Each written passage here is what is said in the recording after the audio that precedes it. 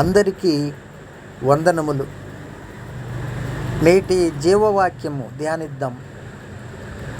అతడు మరలా నన్ను ముట్టి నన్ను బలపరిచి, నీవు బహుప్రియుడవు, భయపడకుము, నీకు శుభమవునుగాక, ధైర్యము తెచ్చుకోము. దానియేలు గ్రంథము 10వ అధ్యాయము 18-19 వచనములు. ఆయన నిన్ను ముట్టి నిన్ను బలపరుస్తారు.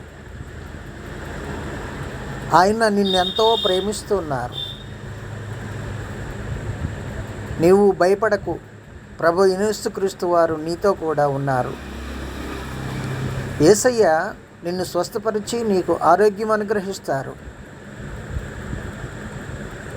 అంతేకాదు, నిన్ను అభిషేకించుకుని తన ఆత్మను అనుగ్రహించి ఆయన నిన్ను బలమైన సాధనంగా వాడుకుంటారు.